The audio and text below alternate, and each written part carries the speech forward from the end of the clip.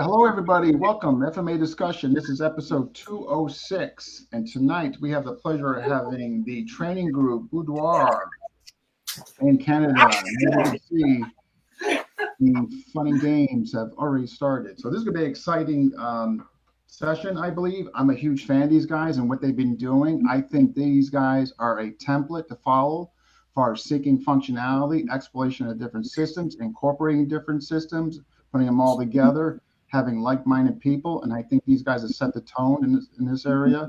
So again, I'm a huge fan, and we're going to see how they do it, what they incorporate, how they fuse stuff together while getting along and maintaining a goal-minded orientation as far as their objectives, and this is what we're going to do. So, Paul, I want to thank you for arranging this and getting everybody together. I appreciate it, and I thought what we could do is start by maybe having everybody come closer, get everybody's name and kind of what they bring to the table, so to speak.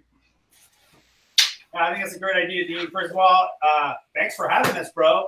FMA discussion is doing big things, man. Well, so are you.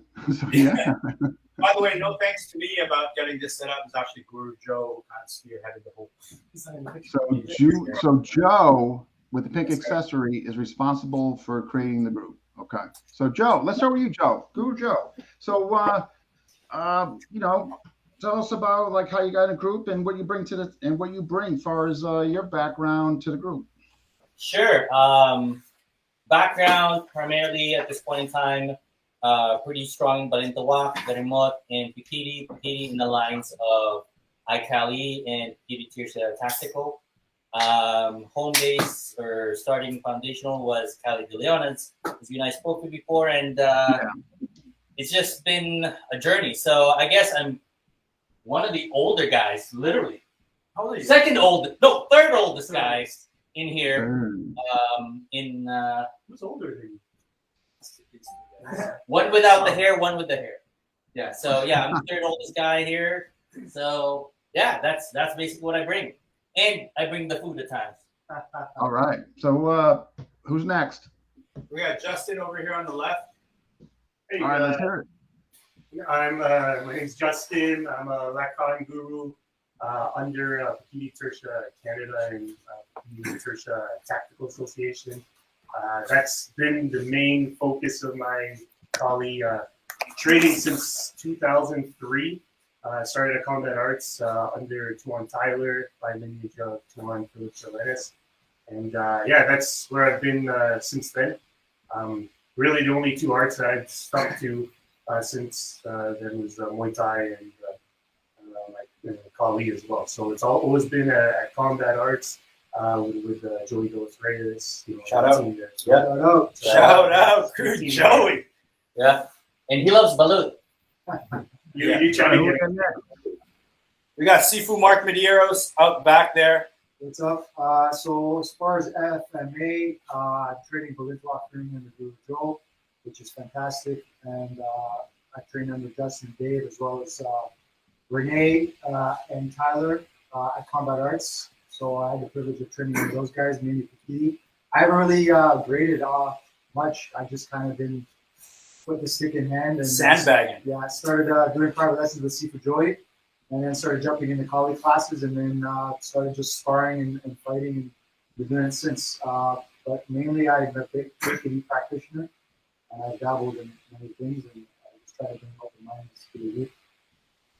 Yeah. So he's our banger, bro.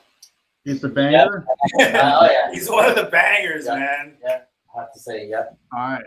Who we got next? We got about Coach Steve? Steve, Yeah. which is not his real name, by the way. Yeah, He's I'm currently training under Master Bogey, and Cannot go wrong there. Grandmaster. That's an honor. hey, I'm being serious. I have permission from him to train with these guys. So I'm just implementing attribute training from hard work and soon some training methods. So right now it's under Master Bogey and this amazing crew, Grandmaster. So I know Joe's one of the best pad holders I know. Yeah, man. He's kind of a mystery man and he's super humble, bro. you kind of got to earn the right to unravel. No, I was so honored when he came on. I was just like, wow, So to train with him has got to be. How about the who we got next here? We got Ryan, James Lynn, Steve Lynn. Who we got left? Wait. Hold on. Dean, Hey, turn Dean. that. It's an honor for me to be here, bro, in this interview. Oh, I appreciate you. Thank you. So here's the other older guy. The other older guy. I think we hold the record for above 50. You guys didn't actually know that. So I've done martial arts for about 35 years. Specifically on the Kali side, I did Kali for about 3 years. And we started in PTTA last year, so about a year back, with a 22-year gap in between. But the bulk of my martial arts is basically karate, judo, jitsu. All right. No. And who we got Ryan left. Yeah, new guy. Noobs. Here we So go. I don't want to hear about the hazing. So just with a. What do you think that thing on his eye is all about? You see that? That's a hickey. So You got a black eye? So Ryan, what do you bring, man? So I just started with Joe this year, Boudoir, and I also train in nearby at Untitled Filipino Martial Arts in Brampton, Ontario. Before that, I've trained last 10 years sort of with my wife's family, my wife's uncle in FMA. So since about 2012. Is that Rudy? Well, I'm in the UK. Oh. Okay, Rudy Corsico, one of the OGs here in Toronto. He's more like Ernest Demano kind of thing. He's like along the same lines of Cali De Leon when they got started. Master Rudy Corsico passed away like I think a year or so ago. But yeah, back in the days, like in '94, he was part of Team Canada. He had a Team Canada joined WICAF back in '94, '96. And so James and I were in one Team Canada, and he was, the other Team Canada. Rudy Corsico. All right, awesome. Yeah, Awesome. taught by Dufferin. All right, so who I thank you all for your intros.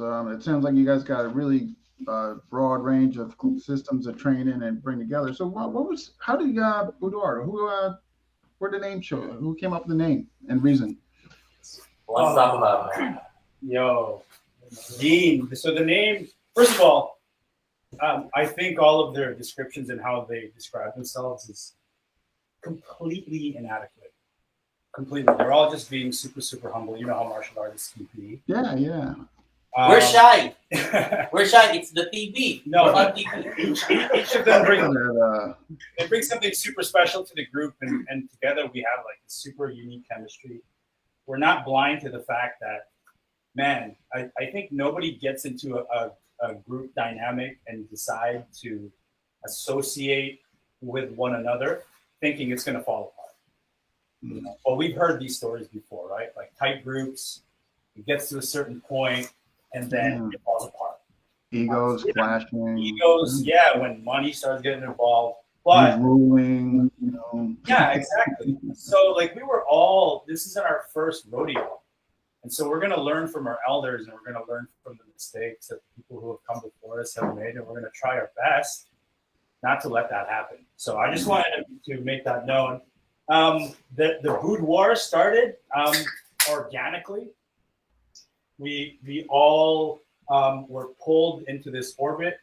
At first, it was Coach Steve and I. Like we met in the back alley, and we started training here. I had known some of these guys before, but it really grew organically, and that reminds me of how it seems very old school, right? Like we don't really have a plan. We like being in each other's company and training with one another, and we explore. We go light, we go hard, we do serious things, we do lighthearted things, and we're not throwing the baby out with the bathwater. When it started to become a thing, Chris Mandigma, who's a Tricom master instructor under 200 Rihungi, he just happened to be here, and I consider him a member of the Boudoir. Right? Yeah, totally. 100%. We're like, we need a name. Like, what do we call ourselves? Ginger. Thank you, bro. And we drink during sessions, which the old dogs, I don't drink, we don't drink for us. We drink to honor our elders, really. Right? Yeah, we don't have lambanog. That's why we do what we have. Yeah. I swear to God, we're doing it for our elders. Yeah. No, but he says, "Oh, called the Boudoir," and I think there's a special forces inside joke that is connected to that. I hated it. I hated it. It was like it's self-deprecating, but the boudoir in Victorian times is like the area between like the living room and the bathroom where women would gather, freshen themselves up, and share stories, gossip, and cry. So it's stuck. Get ready for crying later, Steve. It's stuck. Yeah. When you guys all really what comes out, what really happens there. So you and Steve kind of start out. Did you have initial goals, or is this? I know you kind of alluded to things kind of went on their own. You didn't really have a plan per se, but as more people came in and the group got bigger, did you what were your goals, or did they come as training progressed, or did you have some set goals? I think Mark can answer that pretty well. Sure. Like, why do you want to be here?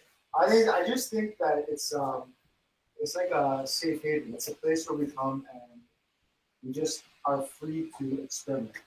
There is no taboo. There is no, you can't do this, you can't do that. You're doing the wrong thing, man. And For fuck's sake, hold stamina. that's the thing. Like, we understand the difference between art and combatives. We understand the difference between expression and fighting. One expression in the art part is the expression that can have manifest in many ways. And then when we break it down and start looking at things about, how will we pull this off in combatives, we start looking at it objectively. So it starts putting our views or perceptions aside and just looking at hardcore facts. And through that, it sparks a lot of ideas, conversations. What if? Let's try this. Let's try that. And so I think that's the magic. Is it doesn't become about any of us really. It's using each other to get to a conclusion we're all looking for. And just stuff. No, right on. That was good. So, Steve, you kind of being here from the beginning, you obviously, are seeing the evolution, what this has become, and the excitement. Again, as I alluded to in the intro, I just have extreme admiration for what you guys are doing to get this many people in there, and to have zero egos, really, for a common goal, making each other better at the end of the day.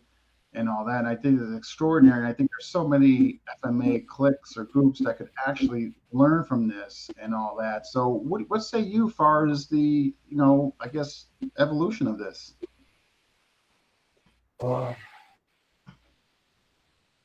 Evolution of this. Such a good question. Like the group is like a family. And I feel like we all have similar things in common in terms of the martial art. So it's like also, from what I noticed, because I consider these guys all like top-rated professors, I have a lot of a lot of respect for them in terms of how they represent themselves. But one of the things that I like is they're also constantly researching, refining, and analyzing martial art. We kind of let go of representing anything in specific when we start training. And because we have a good understanding of where we all come from, we keep each other safe. But the evolution is to put FMA, like for me personally, is to put FMA on the map as a complete system without any doubts. But in an environment like this, you get to do that. You get to push the envelope instead of rules and the regulations. You push the envelope. So our end game is going to be a really cool evolution of FMA, the way I see it, if that makes any sense. You hit on something. You mentioned something like really, really important. I want to see if anybody like James can piggyback off that. Letting go of anything specific or system, and I think that's profound because if you're stuck or you have like, I can't leave here, I'm stuck, I'm bringing that with you, subconsciously, what have you, or the attachment of, emotional, what have you, as far as a system, group or whatever. But I think that's really profound what you brought up. And I just want to know if anybody else can maybe piggyback off what you said there. I think that's really, really important, letting go when you're coming in and entering, so you can actually be so open to what's going on and not have that baggage you're bringing in. And maybe baggage is not the correct word, but just that free openness to really take in what's going on and being so open-minded and all that. James, can you add to that? Also, good rush over here. Scary guy. I mean, yeah, I think a lot of us who cross-train a lot of different martial arts have come from traditional lineages where we learn things in a structured manner. Right? Yeah. But after having experienced martial arts for a long time, you realize the whole goal is eventually to break out of that structure. You're able to do things under pressure and free flow. So the one commonality is that all of us have basically decided that, look, we need to pressure test all this stuff and not just take it for granted that it works. So Especially against this guy. Hey man, This guy's a fucking judo guy. This guy. This guy. Like, this guy is a fucking judo guy, and it's like, you try and do, like, the weightlifting shit, it's like, screw that. He'll, like, fucking take you down and, like, make you eat the floor. Eat earth. Can I add something real quick, Dean? Please do. I'm sorry to interrupt. So when Steve mentioned not being attached and when James sort of elaborated on it, it doesn't mean we don't respect the sources of our information.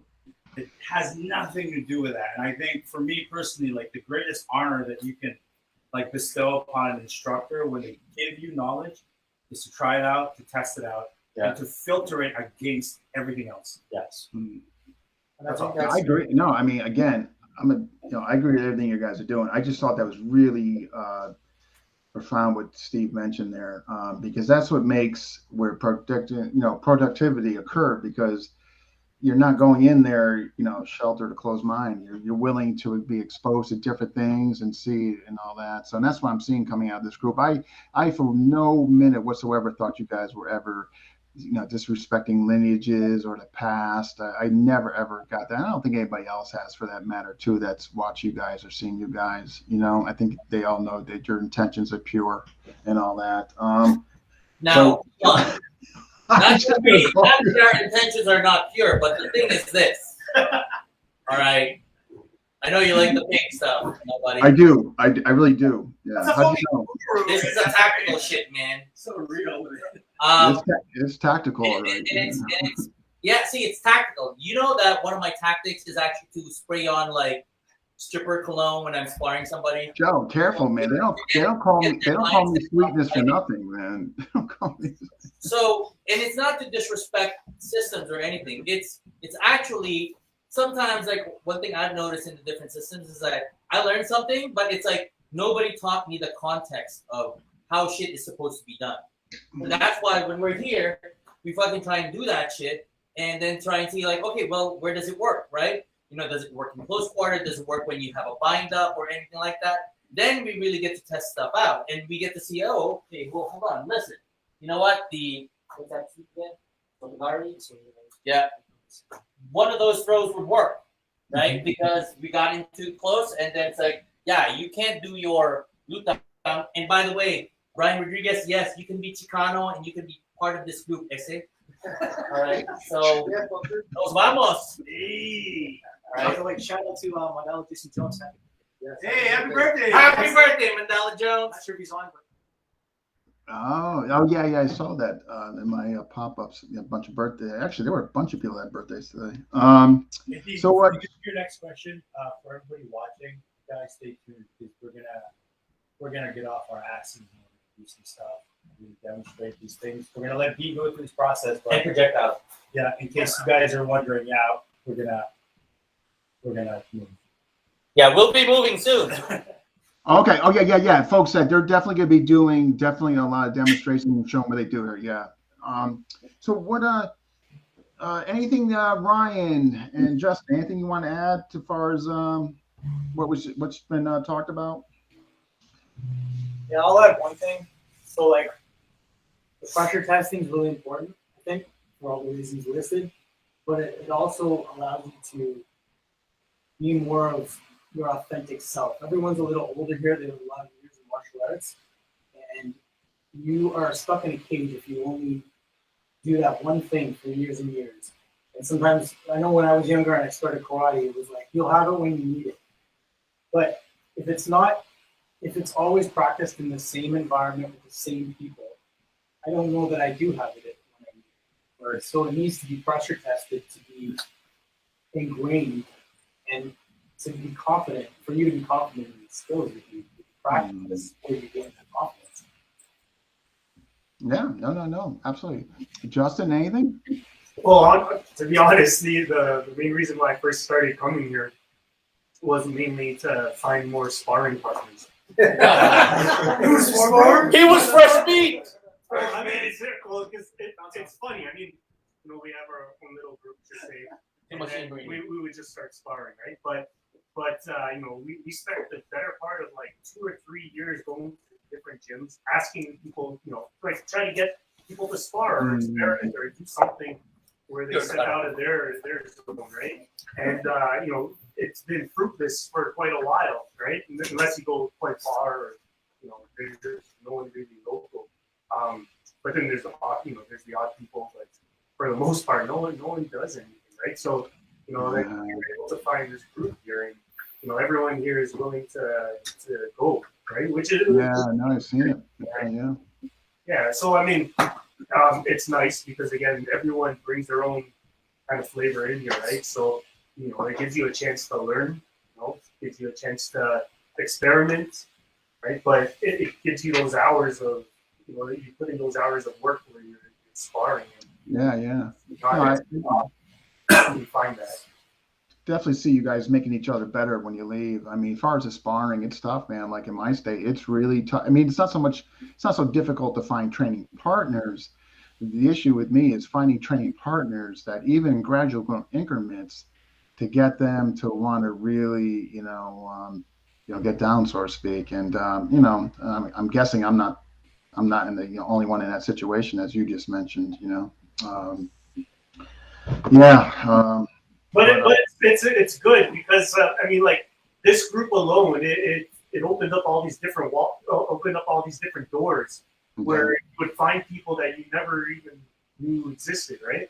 I mean, like Ryan's in Brampton, right? That's close to where we are. I had no idea that he was, right. Like now you get to know people that are, that's true too, right? Yeah. I mean, in all honesty, it's, we all thank you too, because Paulo was a big part of bringing us together.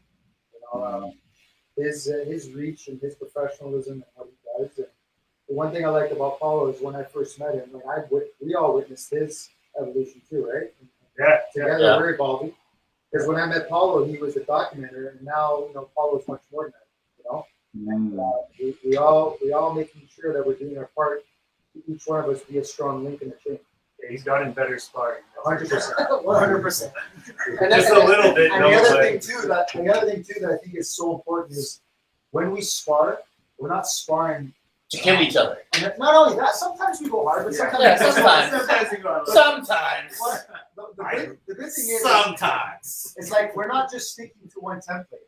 No. It's like if Chi style guys just spar, Wing Chun guys just spar. That's just Chi style forever. And Muay Thai guys are only sparring under that context. We're throwing everything in the component. So whether you know how to grapple or strike or whatever, you're gonna face it here, and just by default, you're gonna learn, right? So that's that made different styles. Yeah, absolutely. I think you guys kind of got like a melting pot, so to speak.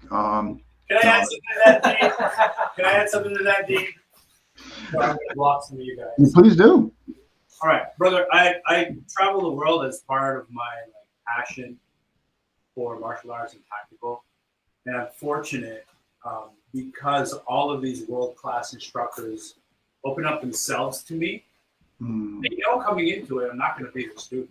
They know coming into it, I'm not going to chase their rank. Yeah. Right, you're honest. Right. And so because of that, I think that liberates them to be able to share what they know, but also at the same time, I feel like I have something to offer them. So there's an immediate balance in that transaction that doesn't often come when a student is seeking a teacher. Right? Guys are watching this. you gotta, Comment. you guys feel me when I say this. When you walk into a dojo and you're just walking in as a student, you gotta pay your dues.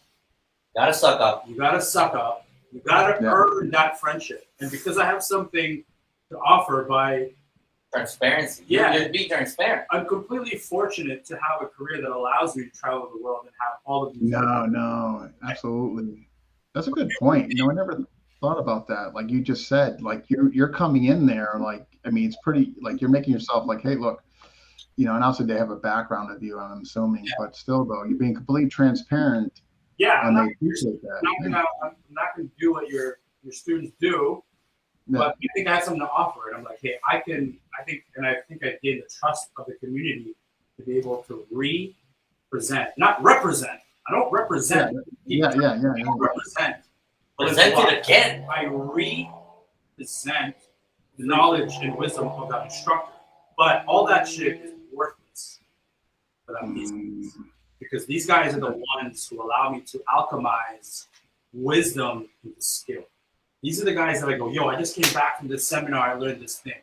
Mark will fucking kick my ass. James will fucking throw it.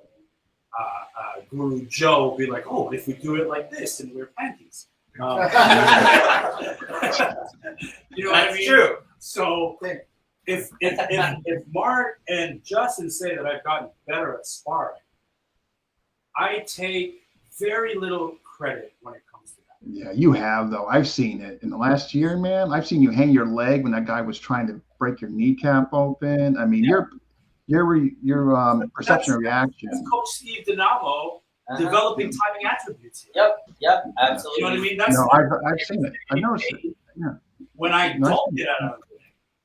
So I just wanted to mention that I want to thank everybody who has been gracious in sharing their knowledge with me. But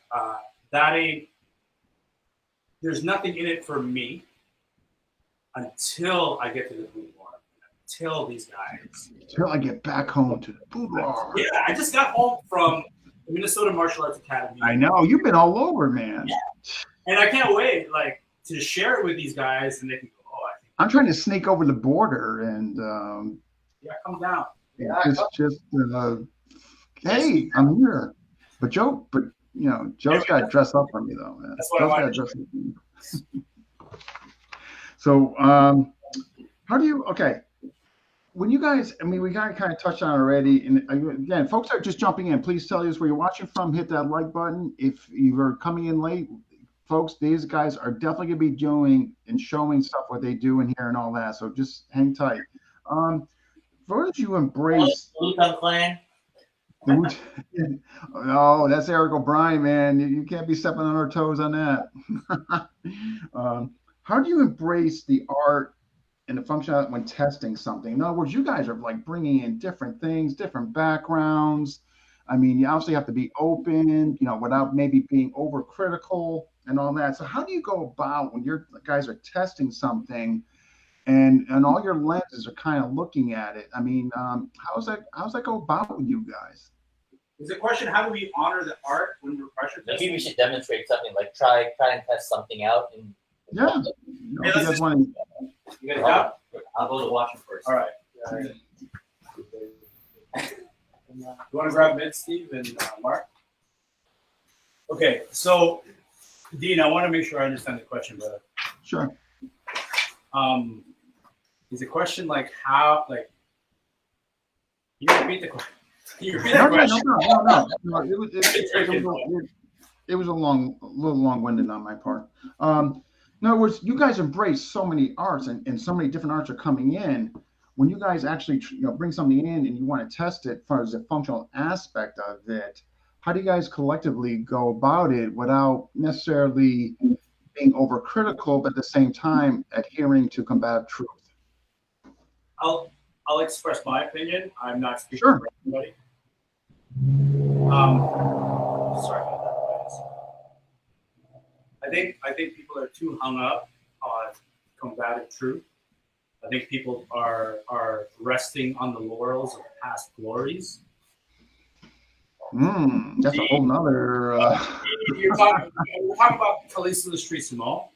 We're talking about Brazilian Jiu-Jitsu, We're talking about wrestling. laurels and that. Oof. Right? And so these arts, like we're not resting on the validity and possibilities of these arts because we understand that if we can't filter it through our own abilities and capabilities, then we're being dishonest with ourselves. So I know boxing works. I suck at boxing. You know, I'm Right, working. you know it works though. You know, the judo works. Yeah. Right? Against James, like how good am I? Right? And so I think people are looking for validity across the board when they should be looking for self-validation. And there ought to be a process involved with that. And I think the Boudoir kind of exemplifies this idea that, yeah, I mean, it's almost cliche to say everything works and nothing works. But there's a truth in that, isn't there? And I think where we can amalgamate the truth in history and the truth in modern life is in finding ourselves in these techniques. It's finding ourselves in these concepts and these tactics and these arts, right? Like Calici Illustrissimo, Pikiti Tertia, these are battlefield arts. But if I suck at it, what has that got to do with my ability to honor that and to be able to execute? Oh, no, right. You're still honor. Yeah. I mean, you know, you hit something interesting with the laurels, and not to get off topic on this, that, you know, I don't know if I should even go there. Just You're gonna get in trouble, dude. I mean, ladies and gentlemen, Dean Franco's been excommunicated from the KI community.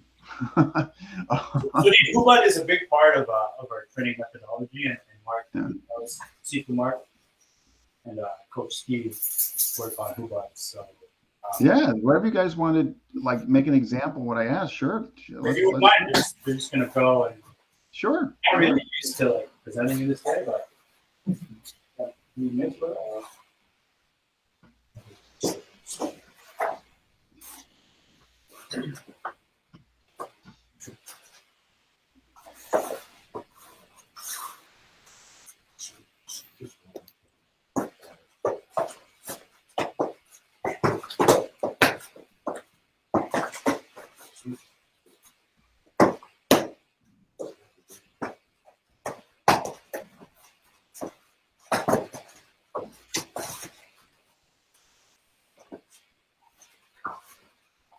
Actually, Dean, I'm going to pop this on here. Sorry. Yeah, no problem. And then I can kind of explain it to you. If you want to go Sure. full screen so that these guys have more space. Oh, yeah. Let me draw myself. Absolutely. Hey, Dean. Yeah, Congratulations. You can't hear me? Oh, he can hear you, but he can't respond. Oh, okay. You want to congratulate him? Yeah. Congratulations on your Illustrissimo title. Straight up. So we use, like Paulo said, we use Hubud as one of our nucleus. So off of this, I can bring in things. If I'm playing like this, I can turn it into pass. Or say, on signal, I'll get him to throw a jab across. So one of the reasons why we emphasize Hubud a lot and Sabayan is that it bridges a gap between totally functional martial arts like boxing and wrestling and martial arts that are in question, like tactical martial arts. Yeah, Cali. I can't even say it like that, but that's what Hubud does to us, right? Or to me. So I can start here by warming up, and I have an objective. It could be as simple as me telling Mark that I'm going to try to catch this here, right? So in my mind, my foundation is wrestling. I'm thinking of wrestling, but FMA bridges the gap of chaos. It's like there's little details that FMA brings together with Hubud. That makes any sense. So we'll play. You can see I'm being very inconsistent with this rate, which is another thing that we do. We push inconsistency. Because if we were all comfortable, we lined up in two lines for you, and I was like, 1, 2, 3, it would look great, but we're starting to take away from functionality, right? So out of respect to the arts, they all have their place because of motion and range. So I can see that Mark is utilizing his style. He's utilizing Wing Chun. And he's staying in the pocket. He's not finishing. If he was to get into finishing it, besides it looking ugly, as to what would happen to me, he'd be closing the gap with grappling and wrestling and a way to eliminate it. But you can see his style is specific. If Joe jumps in on me, and I do the same thing with Joe, I don't expect Joe at all to use it. I don't expect him at all to emulate what Mark was doing. I see his style being his expression and suited to him, right? So that's all Huba Luba does. After that, we get to play. We get to say, okay, we'll throw in a knife. The thing I have to tell everyone, like with Coach Steve, he has a way of ramping things up and then cooling it down. Ramping it up and cooling it down, and then he's going after whatever it is that he wants to develop. Like he talked about, going for a takedown. So we could be like doing this, here. This is the real part of the game. This is the shit that he's trying to develop in me to do an anti-takedown kind of a move, right? It's not here, it's this. So it's that reaction that he tries to develop, and like he goes at it like full bore, a little bit more intense, and then crank it, slowing it down. And then just he has an ability to modulate whatever that intensity level I is. appreciate Joe saying that because what you end up doing, because I believe anyone can do that. I believe what you do is you take a drill and you throw every scenario that you can that makes it a worst case scenario, like me faking or flinching or pulling a knife out within the drill. And then we, like Joe said, we ramp it up. Absolutely. Go ahead. I call this like offsetting speed and energy. And I think a lot of the drills in Filipino martial arts lull you into the sense of comfort and predictability. Yep. So I can go to Coach Steve and I'm like, Coach Steve, I'm working on this knife drill. And I could just go, I mean, that could really be it. And then he can go, okay, try Huba Luba. My approach is going to be off of Huba Luba, where he's going to now work his draw. Switch, right?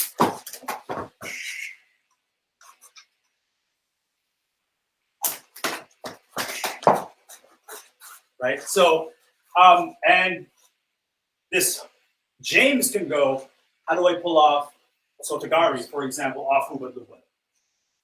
So it'll get like there to throw. So like you're gonna help him find a path to what he knows. This is a great example. Like you can just Let's move stuff aside. Somebody's gonna get thrown. Don't sign me. Just pick me up at the position. You can Simulated. You can't ask that. See, we're all afraid of James, right? This is a safety factor, guys. Yes. Safety. I did say don't slam, right? Okay, Yeah. so It's on video, man. It's on video. like I said, stepping out of the box, we all know what Huba Luba is at this point, right? So my approach, I would tell him, okay, we'll start easy. I power side it. And he wants to find this. Okay. So he could, can you do that again slowly? Slower, James. Slower, Hulk. Before the take. Hulk, slower. Don't drop. So he has to recognize where he's finding this, right? Like a hip throw or a reap. So where do you find it? Where did you find that? Is it like on the second or the third beat, James? So let's see where you actually find the entry for it. it's on the reap. And see, in this case, because I see the position, I can signal it on my haymaker, right? Because that's typically where he would catch it. So I'm gonna go slow. I'm coming here. He knows that this is a good time to get this and throw it on, right? So, does that make any sense? Where's You guys get that? You guys get that? Comment below. See what you guys Okay, so I just gave What's up, Alvin? I gave Guru Justin and Mark Medeiros a task, and they're kind of like trying to work it out now. But I think this is part of the Boudoir process. We fail, Yep. we experiment, we suck at shit. So what I said to Mark was like, hey, do you know Sabayan? If you guys are Bikini Tertians, you would know Sabayan is, also known as Golden Mama. If you don't know This is Bikini for Clive Tertia, Turner. Clive Turner. For Clive Turner. What's up, UK?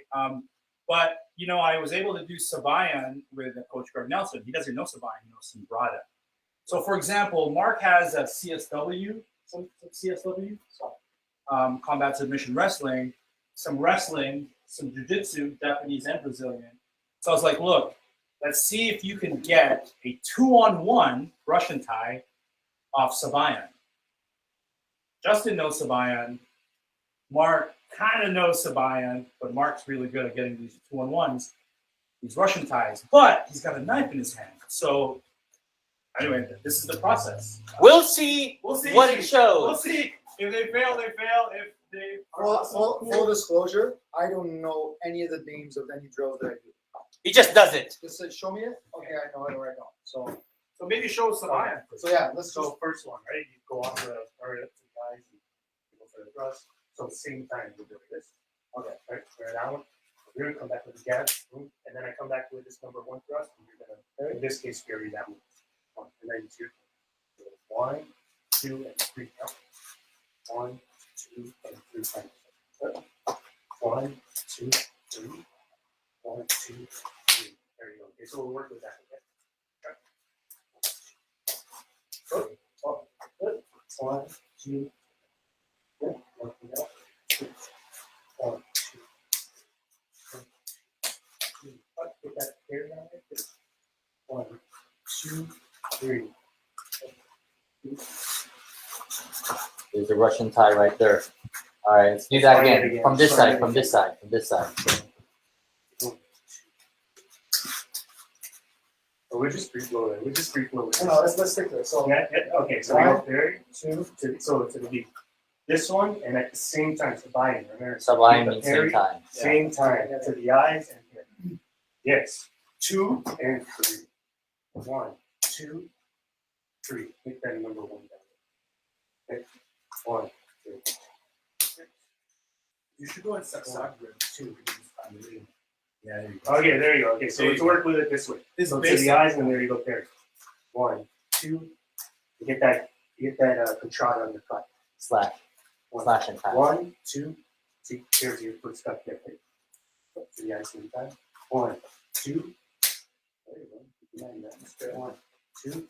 There you go.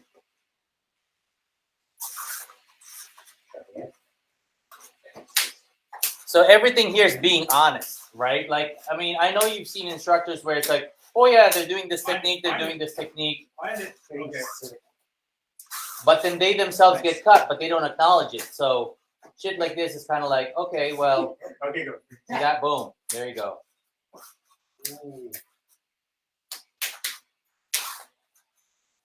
Oh! Hey, you know what? You want where I think 2-on-1s naturally come. We'll go slow. I'm going to motion Sabayan, but I'm going to be in Reverse grip. Pakal. We'll go slow. We'll go for a few rounds. All right. I think naturally. Backwards. Yeah. Off the angle. Yeah, he did that in the beginning, I think. Yeah. It's harder to do in this, but this is easier to do. Well, if I do Off the angle 1. if I get the tie here, and I Get clear the here, tie with the puño. so if I'm going here, start from this reference, Yeah. I'm gonna pinch that here, Oh, so you're going. so I can still have the knife, I can still stab, but I still have this here. Yeah, this is a good one. So you're not. So if I was in Pakal, I would go. Pakal, Pop. I would That's use a good, it. Yeah, because it's like Get it's like a thumb on a hand. But if I was in Saksa, you're saying go deeper. Go deeper. So do the parry on the mid forearm. We'll go for 1 revolution. Palms. Mid forearm. Go deep, and then go deep. Yeah, like because that. now you pinch this here. This is still locked out as a fulcrum. Now you still have the blade to stab. Oh, that's open. So I'm gonna add the puño version of that. So we got That's sick. That's so sick. That's cards. sick. Boom. And I'll still hook this up in here and then keep this in here. Oh, Right? it's So puño. the puño, right? So just like Paolo is doing it in reverse grip. So we got 1, 2, we got this. Same thing as if you had this. The only thing is you need to get a little bit more butt in there. So if you don't have a puño, yeah, boom. You just pinch it with your yeah. So getting it in here, and now obviously this pop, pop, pop, pop, pop, pop, pop. Switching this way. Ooh. Ah, there you go. Okay, so this is like how the whole process works, where we start off with Mark doing things. We don't know what we're doing. Now get to that point where the arm blocks. Oh, we got a judo throw. All right. Off some iron. Oh shit. So let's say we get to the 2-on-1, so we're basically this one here. Right? So you could attack, but I can just take them out here. There you go. And then follow up on the ground. So this is how we evolve things. Right? We start with one place and we see what we also Try it. Not hard. Not hard. Not hard. Don't throw me, fucker. Going hard. Do it hard, Jake. Okay. I change. I get out. But But if you want to finish want to it, finish, how would because so if you want to it's a continue hallmark from there, It's a hallmark of From judo. a social chain your to- attacks, right? put them down. Okay, we'll go. so what's the flow after that? I go bop, bop, bop, bop, bop. Oh, oh. You got messed up a little bit there. Okay, so you're going for that. Oh, not good. Okay, here. So you go for the first one, it's not there. What's your next one? Oh, shit. All right. He wasn't expecting that much. So laughing is I know usually you're part going of for the this. lead, right? I did not throw him I thought you were lead. He saw I it. thought you were going for some sort of like, we'll go slow. Actually, let's just get there so that I don't hurt myself. You kick out. I thought you were gonna do like something here. I could kick this like one, an ankle but trap because and push. you always step backwards. I'm just going to take you in the direction you go. I could stab you. You could stab. You could stab. This is how we practice. This is how we practice. Yeah. Arcane, let's get you back in there, brother. Yeah. As you guys can tell, here we go. No, that was phenomenal. You know what? I just watched.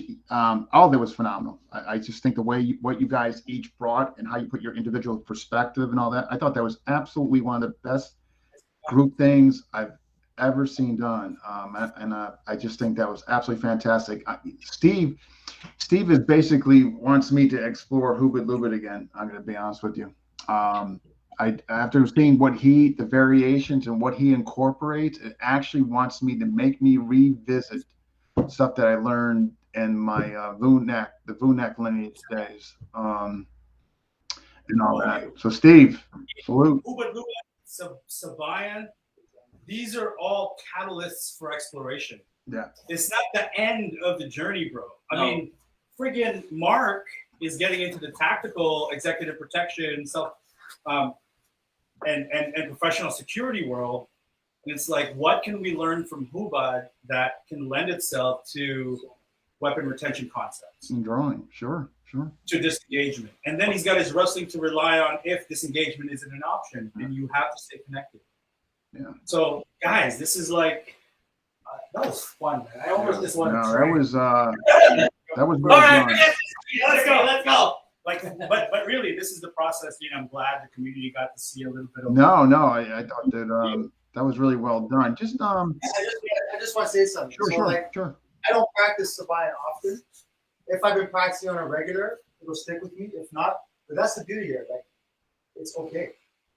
Yeah. And you know what? It's okay, and we'll pick it up. Mm. The beauty part is this. If it starts to go shit, which everything will go shit, the important part is the attribute you're learning and then being able to free flow. Staying within the drill, breaking away from the drill. Yeah. Staying within the drill, breaking away from the drill. But the key component there is that transition period between both. Yo, I think attribute development gets a little bullshit. I think, What do you mean? I think that's one of the most key things. I think it gets. Okay, here's what I mean when I say that attribute development gets bullshitty sometimes. Is that I believe in specificity training. So if you end at attribute development and you don't focus those attributes to the context that you're going to live in, as a martial artist, these are beautiful, amazing, life-enriching things. But if you have a goal, Right, but if you have a goal and you don't have the attributes to get there, how the fuck you get there? no, I'm not saying that. I'm saying most people, if they stop at Oh, yeah, attribute 100%. development, if you stop at attribute development and you don't do a self-examination and then go into specificity training, I don't want to say it's all for nothing because It's not complete. It's not. Yeah, it's not complete. It's not complete. It's still fun. Like I mean, It's even part if of the attribute training. It's part of it. It's like the final stage. where you're putting it Like into one. this. If you were to take a small piece of attribute training for boxing, test it for a couple of months. Right. Attribute development in boxing, you could test it right away in the ring. And Oh yeah. I Oh yeah. I like to think that, Hold on. Let's get you in the screen, man. I can't fucking see you. that's how attribute training. Who did I block out? I blocked out That's James. it. Hey guys, I got another question though. Unless Okay. okay, is it necessary for the pursuit of functionality that everyone be like-minded? What is like-minded? No, I don't think no, so. So no, James. Go I'm ahead. gonna make an attempt at answering this one. So I think the one thing you've seen is just an example there. We basically crowdsourced their solution, right? We don't always know all the answers. Wait, hold on, right? stop. What? You crowdsource source the solution. Fucking James is. Isn't this the answer? This to the- executive knows what the fuck he's talking about. Yo, is this Crowdsource the solution. the- Amen. Outsource. You sound like a VP at a sort of like company or something. I mean, put it this way, like we don't know everything, right? And so I mean, I learn new things in PTTA and PTK that's still pretty new. I have no rank in it, and if I have questions, I ask these guys. You know, Paulo can record us on video, so that gives me a chance to analyze. But because I don't know anything, I'll ask, hey Joe, what do you think? Justin, what do you think? That shit. Yeah, exactly. But I mean, all that input is basically crowdsourced to a solution, and then we know each other well enough to figure out what can sort of work and what we can tune to ourselves. So I think one of the benefits of training with all these guys is that you have more than one set of clients. Paulo just puts us out there. More sets of clients. I think that's a great question because who asked that question, bro? That's a great. That's you did. So, diversity of thought. I mean, like, you know, you hear it in the corporate world, diversity of thought and all that stuff, and they try to say, oh, we gotta hire so many Chicanos, so many these guys, so many that guys, and et cetera. But diversity of thought is not diversity of race. It's not diversity of gender or age or anything. It's diversity of thought. Like, you got a whole bunch of guys here that are different ages and all that stuff, but we're all coming from different lines of thinking, right? LOTs, lines of thinking. So this is where we all try and, you know, figure out the puzzle together. Jiu-Jitsu answer, JKD, PTK, pad work, newbie perspective, former newbie perspective, and Joker. Poor Ryan. I think people want uniformity. I think you're right. I do. I think you're right. People want standardization. Yeah. But the reality is, our realities differ. Our realities differ. If somebody's watching us from Zimbabwe, somebody's watching us from Indonesia, I hope that they're intelligent enough to be able to extract lessons from what we do and understand that that's not even halfway. Yeah. You need to kind of analyze who you are, where you are, what your job is, where you are in life, and then filter what we share with your reality. Because none of us here are claiming absolute truth. I don't want to speak to you guys, but actually, which kind of leads into my next question. How do you guys, honesty within the group, how do you guys approach it with your respects to training? Are you able to be comfortably honest with one another if you're calling bull crap or and all that without, like, how do you guys handle that? Because some groups, I'm gonna tell you, I've heard, not all, but some of the inner dealings that cause frictions because maybe one person didn't handle something right, and then you start to get fractures, and all that. How do you guys go about honesty? I think it takes a special group of people. We're special. I'm not saying you're special, but I'm saying it takes a specific type of person that will allow you to experiment that way with each other, right? I mean, again, when they say, like, no egos, leave your egos at the door, right? What that does is it allows us to, like, kind of get beat up here, right? Or show that we might not know as much as what we thought we knew, or we might not know as much as other people think we know, which is a big thing, right? Mm-hmm. Especially, like, just say if you're an instructor somewhere, right? You might not want to, like, some people would be like, I don't want people to be able to take me getting thrown on the ground or not knowing this drill as good as another person. But you're, like, literally, that's all we do here, right? We fail a lot. We lose a lot, right? But then by us losing a lot here, that means someone else here is winning, right? and it works well. And again, like it's not like an exclusive club. This Boudoir, right? But it's we're not going to invite. Or there's not that many jerks here, with the exception of Mark. We have place for one only. Okay, we only have one, and that's already filled. May I ask a question? Sure. And this is not something that I've really discussed with the group, so I'd like you guys to just come in and get all on screen because I want to ask you. Come on, guys, get in there. Yes, you too, Ryan. Okay. So my question is this, guys. As this group gains notoriety and exposure, and people want to be a part of this, right? People want Boudoir affiliates, which is weird to me. What would be, and again, maybe I asked you guys this before, but if somebody wanted to be like a Boudoir affiliate in Alabama. Personally speaking, what would you guys like to see as criteria before we can say yes, you're a Boudoir affiliate? Certified Boudoir. You know what I mean? Like they got to spar. How do you? Yeah, how, we do have to. how do we pass on the ethos of Test. Boudoir so we don't get They watered got to out? spar. Can I jump in real quick? So for me, the biggest thing about this group of guys that I'm privileged to train with, I don't give a shit how big you are coming in. I don't care what you know. I mean, I care because I'm going to extract it, but I think the essence of this group of guys is that there's two things that liberate us. One is trust, and we trust enough to be vulnerable. Yep. And when you're vulnerable, you can really see where the holes in your game is. It's a safe space. Good point. And the reason being we progress is when we come here, we're not worried about what the next guy's going to say, because it's like a swarm. Like as soon as one of us shows a deficiency in something, we all just like try to help. We all just try to help, and we remedy it. We remedy that shit right away. And then when the other thing too is we celebrate our milestones.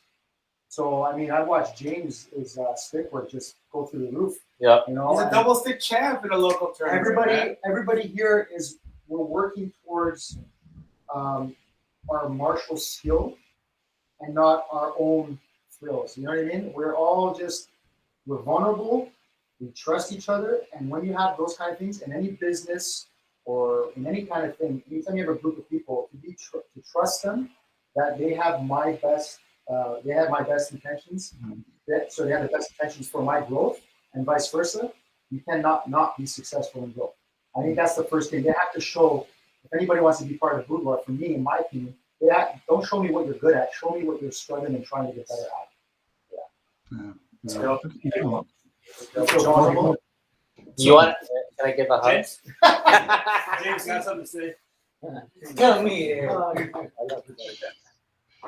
Just to add to like what some of the other guys would say, that sense of humility, like be willing to fail and put yourself out there. Nobody has all the answers, and if you walk in with an ego or think you know all your stuff, right? We'll check you too. We'll check. But You'll know. Mark will fucking kick your ass. You gotta be willing to experiment. Just like again, be open to like that criticism and the feedback, and then be willing to, and definitely is what they all said. You gotta spar. If you don't spar, you're not willing to like take your lumps and learn from it. I mean, Paulo's hit me many times. Justin's hit me many times, and afterwards, I'm always asking like, what should I do better? Yeah. And it's not. And I'm willing to ask that. It's not senseless. You get people in here that are like apprehensive about sparring. Don't dramatize their growth, right? Take the Don't sparring. traumatize Yeah, and that's the thing. Don't traumatize them. Like spar at a level that gets them moving. Yeah, It's and not- gradual increments. Yeah, absolutely. Just get them moving, because the best thing you can do is encourage somebody to come out of the shell. Yeah. Sparring doesn't have to look like smashing. No. We will do that, but there's a time and a place, right? Because sometimes when you're smashing, we're all like, this is a 40+ club. We're not all gonna do it. We're not 40 plus yet, man. He's not. We're not 40 plus. We're all You know what I mean? Really? Let me see. Let me see your hair, look man. Look at Thai fighters. Look how Thai fighters, right? They smash. They have how many fights? But they spar often and it's technical and it's slow. Right, a Some- slower pace and all that, Yeah, longevity. That's like for me. I know that when I look at martial arts, I look at how it's done, like within different arts, and if it makes sense, I'll try that in what I'm doing. And that's like the open-mindedness I'm talking about. Is you have to be able to just sit back and look how people are doing things and why, and what's the benefit, and then okay, how does that adjust to what we're doing? Where's our way of doing that? Our interpretation of that within our own context. Mm. That's gonna let us be free. I think that's the stigma around sparring, or at least in FMA that I've seen all around. Is people think it's or people think you're gonna get smashed, which could, I mean, in some places could. Yeah. Right?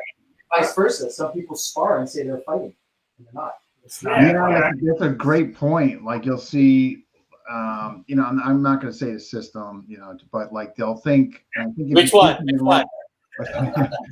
if you do something long enough and that's been instilled in you over years and decades, I think you actually start to believe what you're doing is, oh yeah, no, this is sparring, this is all that. But then you look over at Dog Brothers and all that. So much to your point, I think that goes both ways. You know what I mean? One, it doesn't have to be extreme.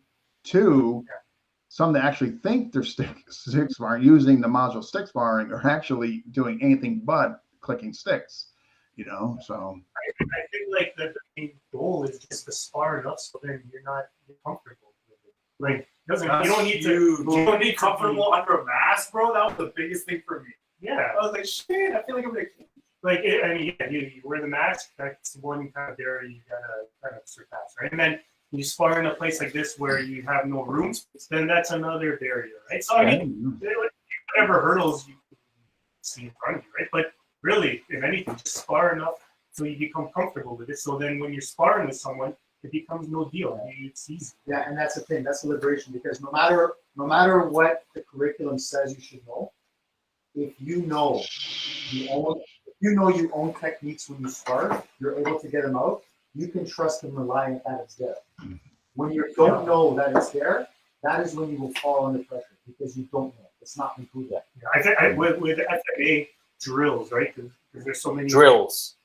There's so many drills where it's like like just like 3 counts of something, right? Or like Sombrada. or Sombrada's the perfect. hoop or sombrada. Or something Sinawali. like that. Like when people say, there's a lot of people that would say that doesn't work in sparring, right? But the idea with that is like, for me, it's not the entire drill in its entirety that you're gonna do. Like you're not gonna do the kutapuni, boom, boom, boom, boom. You're not gonna be sparring and go like expect to go boom. He's gonna come back with that back, and you're not gonna expect that. But because it's like a 3-part drill or a 5-point drill, you take like different aspects of that drill, right? Whether it be the footwork portion of that drill or the one thrust, right? Then like it's not a full drill that's meant to be showing sparring, but pieces of that is like where you gain from it. Like different arts, right? I mean, there's not too many arts like FMA where we'll have like not stupid drills, but like Yes, we have stupid drills. I mean, like just we also have stupid drills. like full long chain drills. Yeah. Are meant to not too many arts out there that that show that, because just say like have an uppercut or a hook, just say, right, you could totally do that sparring easily. But I mean, not easily, but I mean, like this makes sense, right? But you're looking at just say like I can name a few. Show is so funny. Yeah, so it's it's interesting how it kind of differs that way. Like it's how you interpret it. No, I think they're all valid points. Hey, Paulo, Brian's saying, Paulo, you might appreciate this. We need to show a View Guru Dean uncensored, raw and uncut, no holding back. Honestly, Dean, you are a pillar of the Filipino martial arts, and you guys would all agree, right? Yes, you're very politically correct. And here's the thing: I think you're so authentic, man. You're so authentic, and I think, Dean, I think we applaud you for what you do for the FMA community. We're having all these people on your show and have that. By the way, I don't watch your episodes beginning to end. Yeah. Because I wouldn't either. Funny. Fuck. Because they're 2 hours long. But what you're doing, Dean, is you're preserving these masters, these datus, these tuhans in their own words. That's important. Absolutely, We absolutely. lost so much of Coming the from you, years, Joe, it means and so much is left to he said, she said. you're right. But you're like, you create a platform where there's no denying what that Yeah, guy what was said, said. Right. Yeah. right? Thank you. No, thank you guys. I think, you guys, it's interesting. I'm wondering, like, if you guys, what you brought up, I don't know if it could be like you could base it on systems per se, but maybe the approach as, Justin was alluding to that far as a cloning, so to speak, of your guys' group. I'm not saying, it's just interesting. I'm just thinking kind of future tense, how you guys could go about that, where maybe it wouldn't have to be, like, okay, you have to have this, but there's, one person has to bring this, the other person has to have a bring grappling. You know what I mean? I think it'd be more of like an approach, a mentality, a philosophy, and all that. I don't think you can create the boudoir, Dean. I think within this group we can come up with some guidelines. Yeah. That might help people get close to it.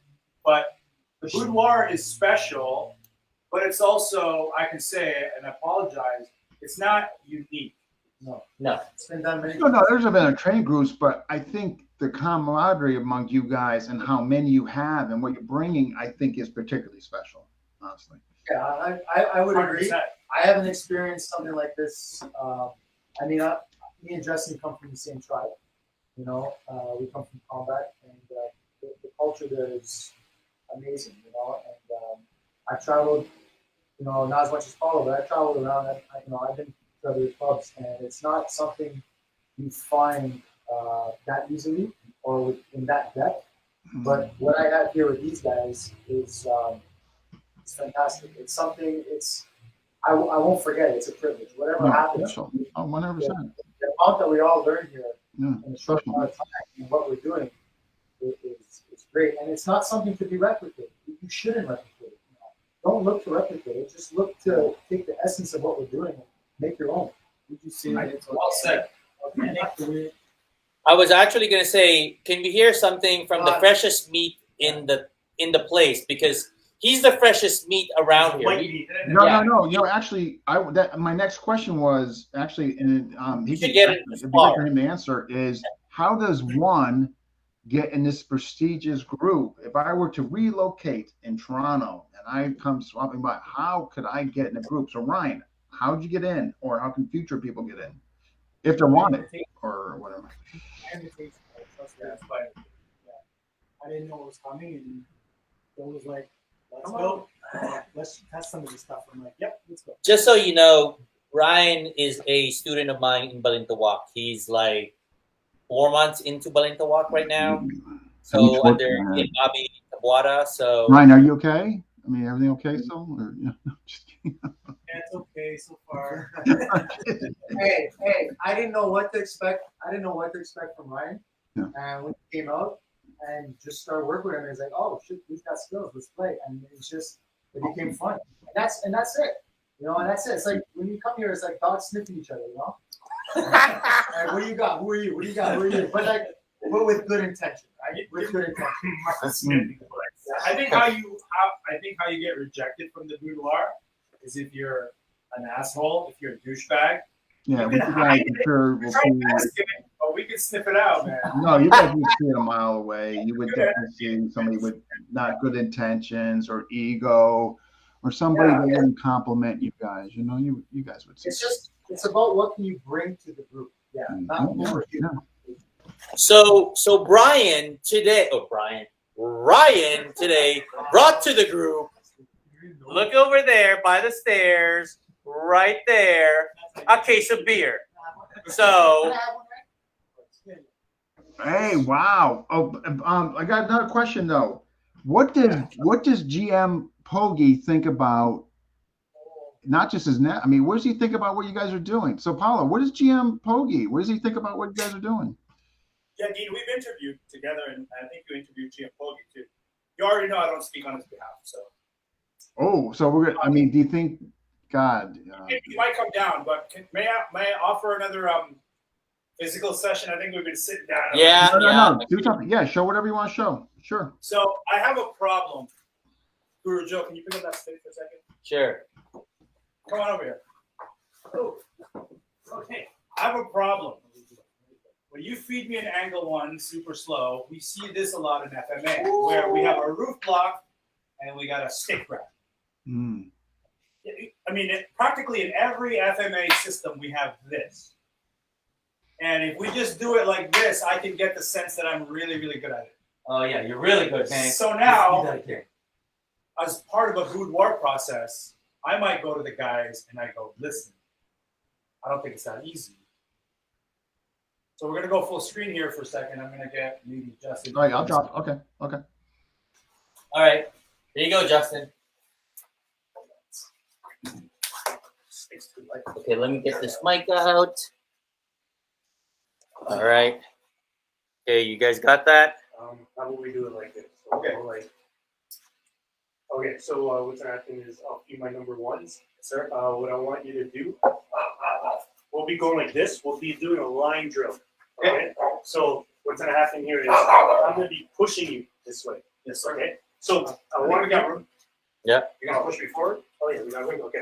So what I want you to do is off of my number one and number twos, just work some basic wall blocks. But then at any time, I want you to, instead of moving backwards, crash in with that roof block into the grab.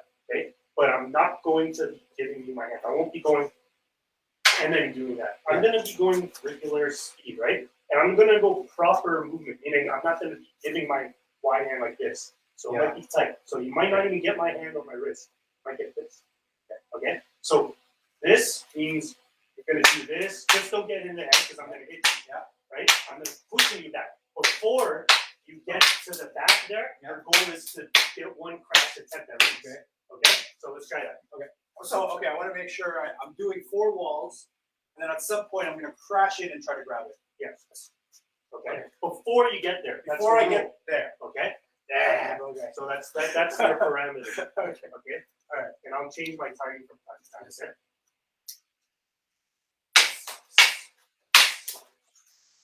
All right. Where are you going back? I'm not going there. All right. Okay. And I'm not giving it to you. You're not giving it. I'm not going to give it. Gotta earn it, man. I'm not giving you. Come on, you gotta find it. I missed it. That was half a second late.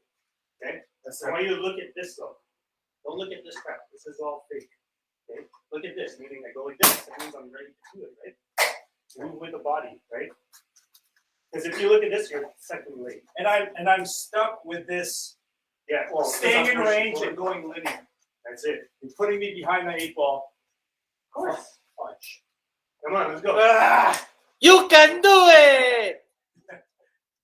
Let's go. Yeah. Yeah. Crash in. Look at the timing. So, There I you go. got it too close. That's okay. You gotta wrap. I would have stayed as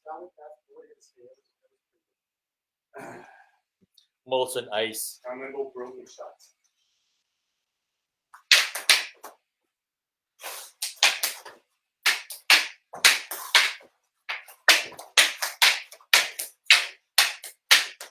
That's it. There you go. Nice. Yeah. Okay. One more. Let me in, baby. That's good, man. Okay, so what I want you to do now is do proper roof block. Meaning the roof's got to be over the head, otherwise it's not a roof. Right? Yeah. Don't get used to doing this. Right. Right? So low to high. Right? That's how a roof block's well. It's like go here and you go low to high. It's so tough because I can't engage you. Oh yeah, of course. And this is okay. Right?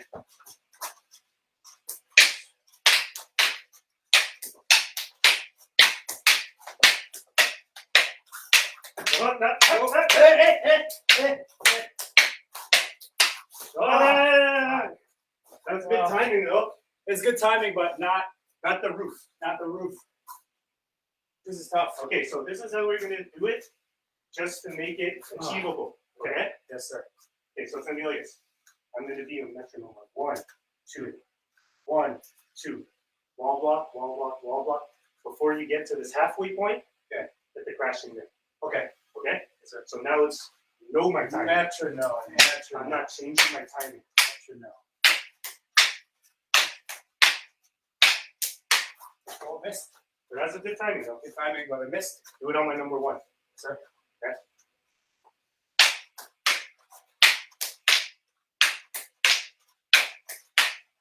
Yes. You don't always have to hit the stick for the root block to make this work. That's what I'm trying to feet angle 1. I'm trying to catch the stick, but it's not working out for me. I honestly, I don't like this. I like this. Yeah. Right? D2 is better. It's dangerous. Mark, can I get you feed me some just angle 1s? Starting from easy to like you're trying to take my head off. Do the opposite. So just number 1s. Ah! Ah! You need a. There we go. Got it. Good. So once I get to a certain level of success, it'll fuck me up. Aye. Broken shots, yeah. Ah! Fuck! You're grabbing too early. Oh. Aren't you supposed to be behind the stick?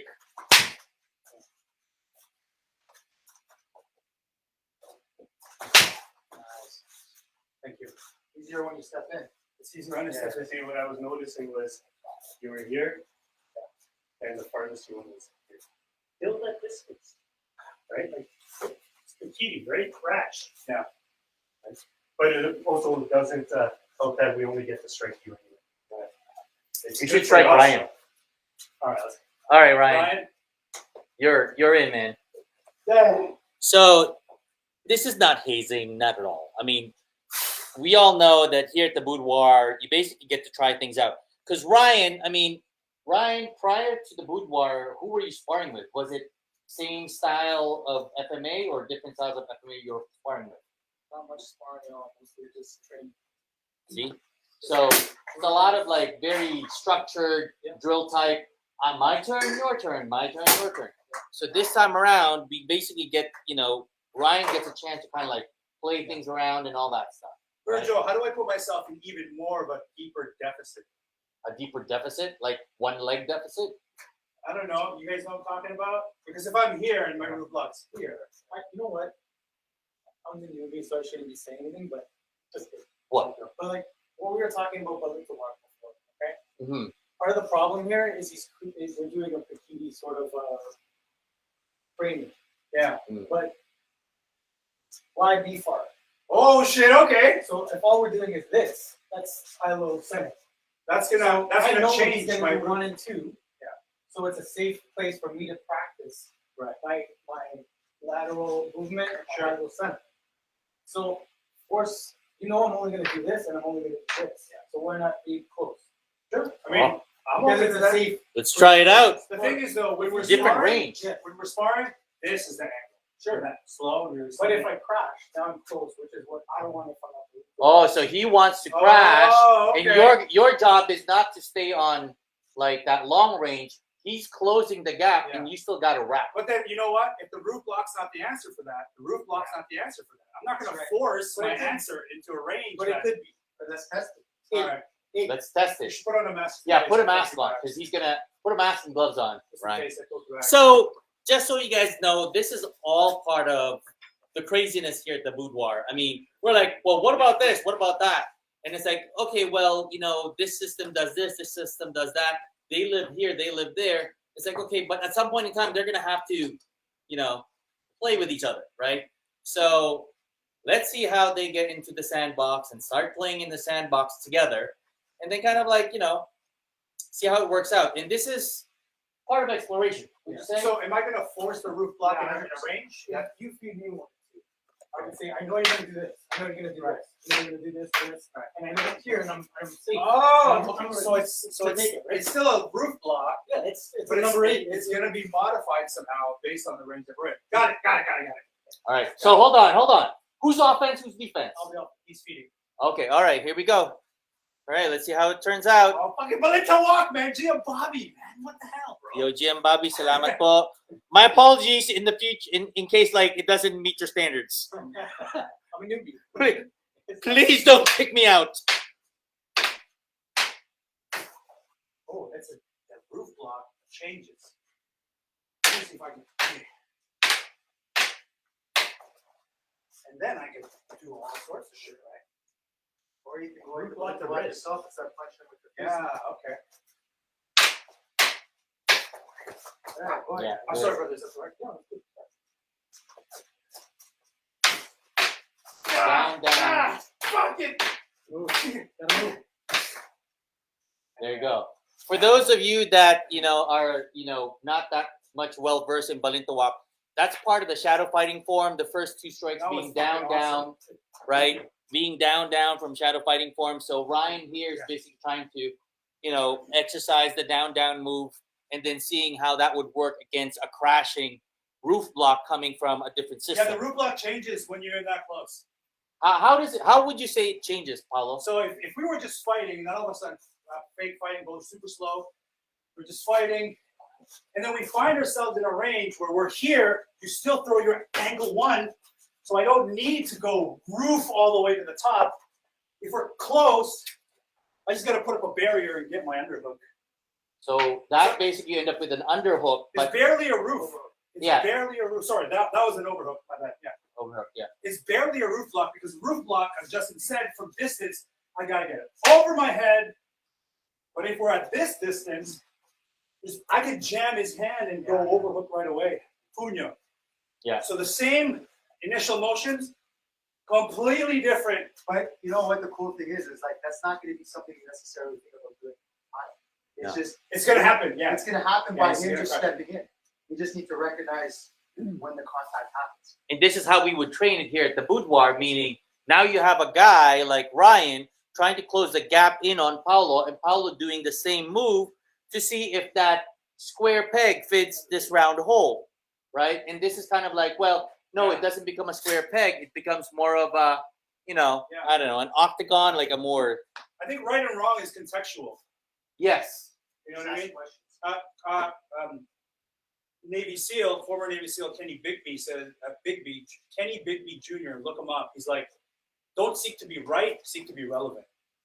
Yeah. And so when you're arguing about which roof block is the correct way, who fucking cares? It's the one that works. It's the one that works under the context that you're in. You know what I mean? All right, Justin, you got something else, brother? Yeah, put on your vest. So one of the things I like to do is we like to put functionality into the drills that we know, right? Like like we're looking at Sabayan, just saying Sabayan, blah blah boom boom boom, right? But we'll look at like just say a break and break out. It's one of our favorite drills because of the distance that you kill and then close range and break out to the long range. We'll take the first part of the break and break out drill, and because Paulo has his mask on, broken, right? His mask is Still on Jared, smash me in the face. right. So by the way, I don't know break and break. I know this is exactly why we're just taking the first part, right? Okay, so we use a fencing line first, just like number one, boom, here, and then we're here, right? So this is where our pivot point is, and then what I'm going to do, because I'm the one who's crashing in, I'm going to offset to the side here. I'm going to use this to clear, use this as my pivot point, and then what my goal is, I'm going to get this raking from here. So what you're going to be doing is when you see this, right? This is my line here, this is my arc. So hit here, step onto the outside of this hit. Am I waving out? Or No. am I You're stepping past my arc, right? None of this far stuff is we're breaking in. So when I go like this, you're gonna step past me, and you're gonna carry my elbow past me. There, okay. So the idea here, and again, this is the version that I learned moving forward. It was not quite the TTA. Tyler Moret is the one who taught us this. Okay, so the drill. Everyone starts with large place here. I'm the one who's killing distance here, right? So one. I'm here. And forward, I kill distance. Then from here, this is where I come in. So once I get this, my goal is to hit you in the face, and you're going to carry on the outside. Okay, but because you got the mask on, I'm going to try to hit you in the face. Try to hit me in the face. Okay. Put on a mask. I don't want you to get cheese grated. Or sorry, put on a glove. Unless you don't get a glove. Those are for whips. Yeah. I have iron fists. Okay. So you're going to really try to smash my face once It we was get not into hard, but what I mean, I'm going to try to Okay. hit you. Okay? Because again, when we do it in the air, it's always like boom, boom, boom, boom, boom, and then because we're not doing that. But I'm gonna just do that. So what's gonna happen is I'm gonna go at a regular speed, but I'm gonna go with the intent. Right? Yeah, so it's gonna give you the time to learn the drill. So I'm gonna change it up a little. Okay. So we go. 1, 2, 3. That was fucking scary.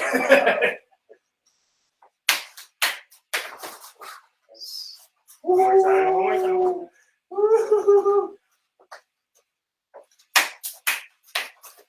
Oh, you're trying to reach that. Okay, so now instead of going at the same speed, sometimes I go slow, sometimes I go fast, right? Sometimes I'll already. Sometimes I run quick. But it's still the same Slow. thing. Yeah. So you're gonna, I'm matching your speed and your energy No, until you don't have to match. Just don't get hit. Okay. Right? But you gotta read my energy or speed. And I moved back that time. Well, whatever. You just don't get hit. But you know the goal is to get past me, right? Kill that distance. That's the objective. Well, yeah. That's the objective. So then, once you clear me, then I gotta face you when you throw that punch, right? But don't worry about that. Which is the first part. Okay, so I'm gonna give you different variables now. Oh.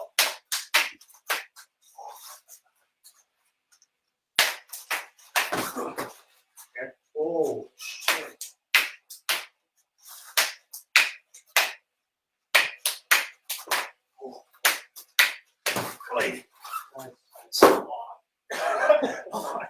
That's fucking intense, bro.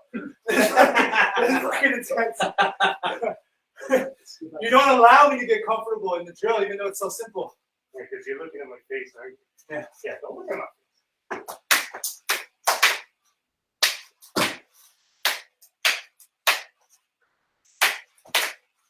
No reads, Justin. No reads.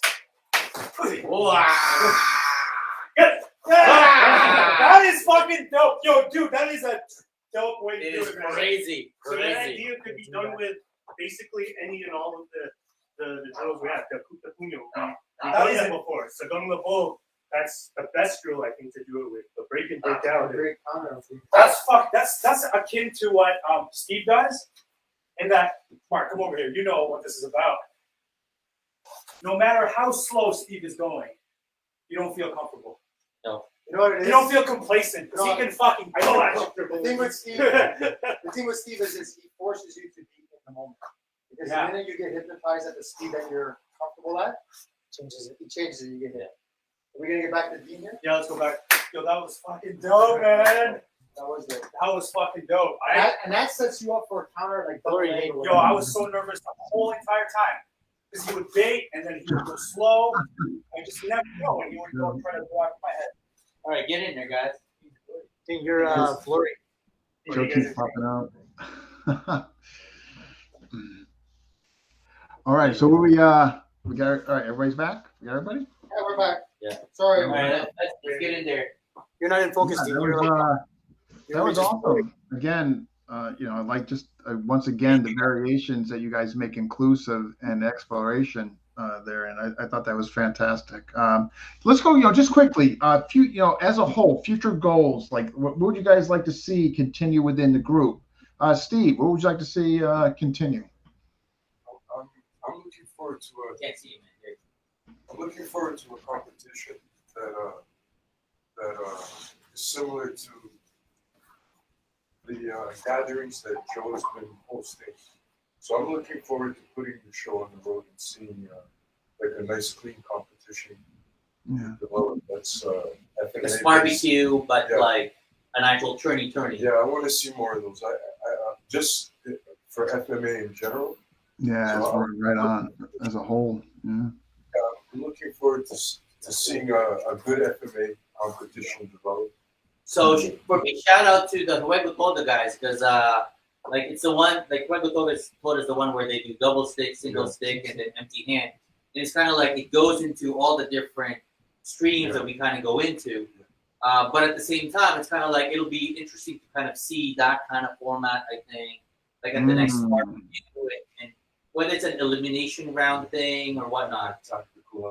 A tactical element, yeah. If we have, we can easily add pistols in there. Right, Paulo? We can add pistols in there. Yeah, I mean, A gauntlet these style. concepts are universal. And so I was just at the Protector Symposium where I was with some of the world's top like tactical minds. And I want to filter what they're teaching through Boudoir. Because Boudoir is, for me, it's nothing but a dynamic start to work on other things. Instead of saying, "You ready? Go!" You just play with Boudoir. Because when you play Boudoir with Steve and these guys, and Justin, like, when you offset the speed, the intention, and the energy, it never allows you to fall asleep. So there's a certain level of like dynamicism. That dynamic start is everything because it erases the number one thing that makes people suck: predictability. If you know what's coming, you're not reacting. No. No argument there. Yeah, no. I think what Steve's doing that Hood, man, that's man. I hope one day to, meet with him. You gotta feel it, Dean. Stay tuned. There's stuff coming. Balls deep. You gotta feel it.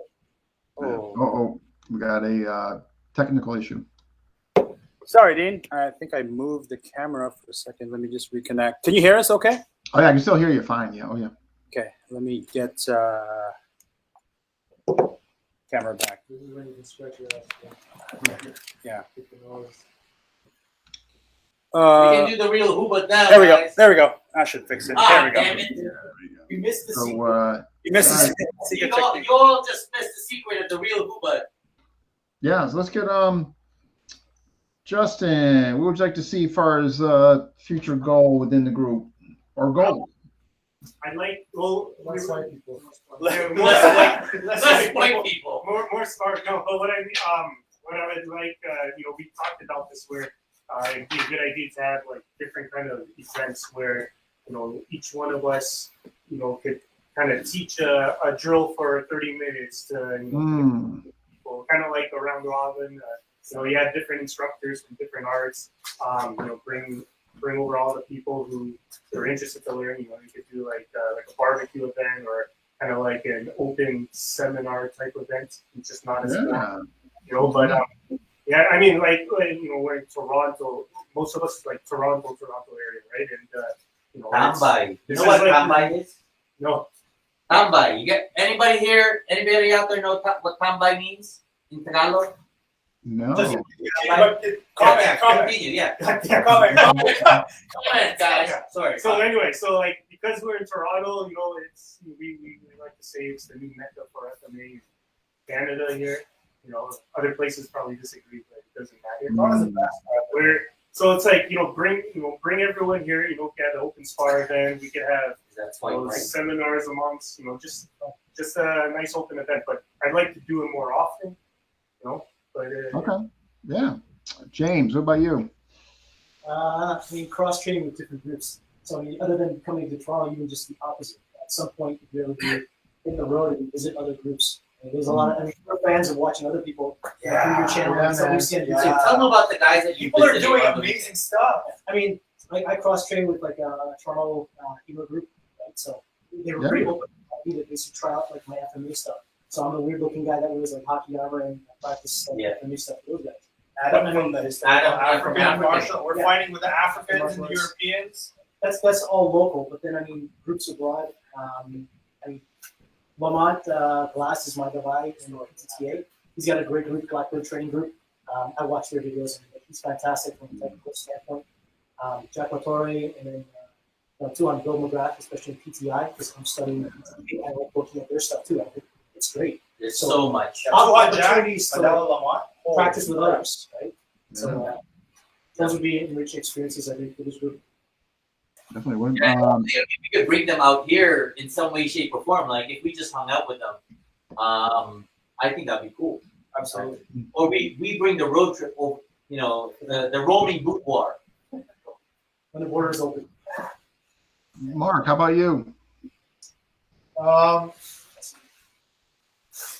don't know. I like the idea of like other boudoirs popping up and having like this long distance kind of connection where people can also we can all be working on the theme and then crowdsource and groups just start popping up everywhere and then their local group would just get together and this is what we're thinking about and they're doing it and we're doing it and we're sharing information, they're sharing information and now our reach is much wider, and we all have a common goal and to make it. Yeah, they can kind of mirror what you guys are doing at the time. You know what I mean? And see if they come with a new twist on things. Yeah, and when we meet each other, we're not strangers, right? Right. Yeah, no. That I think I don't know. I think there's something there. I think that's pretty clever. Joe, Joe, I don't know if I'm ready for this, but go ahead. I don't know. Like, Let me see your job. I don't know. Like, you know, the guys here, I think, really embody to me what, you know, the joy of FMA. If there's a cooking book like the joy of cooking, these guys basically epitomize the joy of FMA, because Yeah, I think so. FMA from 1994-ish, 1996-ish to current day, and being evicted and what is that? You're excommunicado. Communicated. Different systems, and still continuing to love and grow the FMA. I think these guys definitely embody the freedom that you can really get from FMA. Yeah, Right. that's what I see. Yeah. Yeah. I mean, thank goodness Paulo basically pulled me through and just basically ran my name through the mud, which is kind of like how we got started. And then now I'm here. You know. Awesome. And truth be told, I truly, even though some of my instructors and their organizations think I disrespect them, I truly hold them in the highest of respect, because I would not be here if it weren't for the growth that I've had with them, including the troubles and tribulations and the excommunicados and all that stuff, because I think there's a place for everyone in FMA, whatever that may be. Whether if you think that you are the McDojo of FMA kind of thing, you serve a purpose for people out there. You know, I think what we do for the community is put that honesty back into place, put that realism into place, and also put the connection into place. Because, you know, one thing that Paulo, I think, has, you know, really emphasized out there is that I don't give a fuck if you are that much up there. You can be just like any other human being. We've seen it. Yeah, we've seen it. Some, you know, people who are like Mandala, you know, 2-hon, 3-hon, 5-hon, Supreme Grandmaster, whatever, right? No, they're all gotten hit. The reason why I respect these guys and like even Seafood Joy is they were the first people, like real people, that they didn't hide behind this facade of untouchability. They shared their struggle. They shared their insecurities, and that's what made me respect their their true selves. Right. No, because there's no bullshit. You know? There's no bullshit there. There's no lying on the mask. Yeah. So I mean, these guys truly epitomize that. I mean, and I'm just happy to be part of it. And you know, I'm kind of like the Joker kind of guy. And we need Joe. No, I didn't get that. We need Joe in our lives. There's no boudoir without Joe. Like, come on. No, it's definitely a very important piece there. Ryan, what say you? Even though it's, you know, the precious meat. Yeah, I mean, what I see to be like the beauty of this place is it seems to, it goes organically. So I think if that continues, then the right people will be connected. We'll easily beat out the other ones. The ones that are not supposed to be here. Beat them up. The right things will happen. And if it, you know, I don't think you can overcalculate what next steps are. It's just whatever feels right will just happen. Boom. Straight up. You guys know that that's what the Grandmasters did, right? If they didn't like a student, they'd beat the shit out of them until they quit. So, yeah. and then the ones that don't quit, okay, there's the fighters in the group. There's the ones that stay, and they're the ones that they're going to put out there. Okay, we're going to go to these guys, and we're going to beat them because they said that their system's better than ours. No, I think Ryan, it was a good the word organic there. I think sums it up nicely. You know, organic. I think that's a good word for summation. Paulo, future goals for the group and your comrades. I mean, what do you think?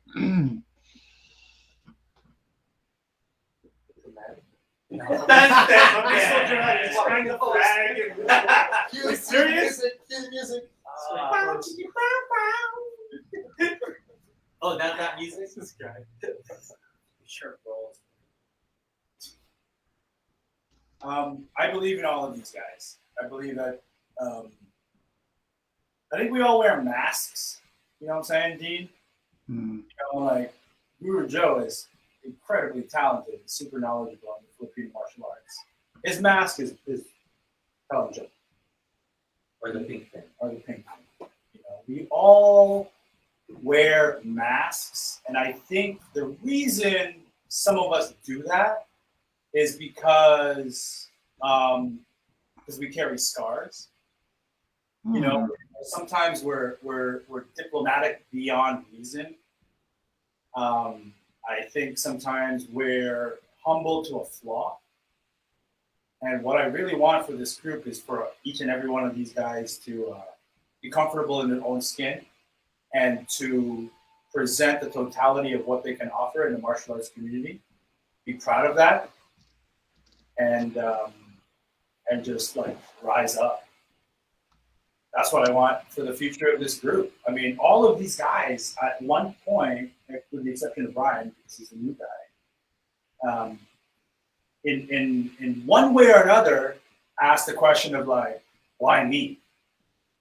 You know, I think that's the nature of martial artists to constantly questioning their value and what they can contribute to the community. And I think for me, being an outsider, and these guys brought me in to the martial arts world. There's no doubt about that, because I was satisfied enough to be an observer and an analyst from the outside looking in, and these guys fucking dragged me in. I made it like videos too. Yeah. They dragged me in, and they're like, "Find yourself." Oh, awesome! All So good. I wish the same for them. Yeah, I think you guys got something special there. That's good. Just keep growing, getting more popular, and I think people are going to try to emulate what you guys are doing, not just from a physical standpoint, but you know what you guys represent. I think you guys, you know, so I think what you guys are doing is incredible. You know. Coach Steve, what do you want to see?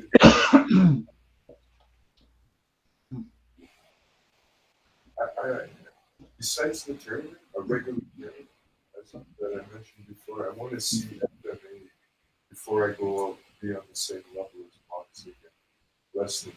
When you walk into a boxing gym, you don't look at the coach like he's untouchable and he's like the toughest guy in the gym.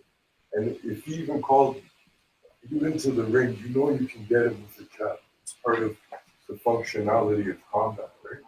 So I'd like to see FMA become that, be on that same level and be respected as a functional That is very cool. Yeah, awesome. That would be wonderful if that could. It's saying that there's a lot of clubs, a lot of groups, a lot of organizations like the Dog Brothers that have done an incredible job. PTTA, Blackbird Training Group, Yeah.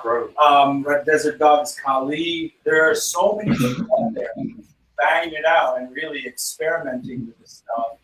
And I apologize if you don't belong to a group and you're an individual. Maybe there's just two of you in buttfuck Alabama, but It's worth it. It's worth it. If you embody this. Yeah, I totally agree. I mean, right? Even there's two, right? I mean, at least, I mean, there's problems. You got two people. I mean, they could do what you guys are doing. You know what I mean? I think if you're isolated, reach out to any one of these guys and we'll welcome you into the brotherhood. You gotta still prove it. But I think the Boudoir is like, you want to be a unifying factor with the martial arts. Yeah, Dean, you mentioned how would you be able to get into the Boudoir? If I was outside looking in, from what I would do is join one of these guys, join their club. Like I go find where Joe teaches commercially, and I'd walk in and join.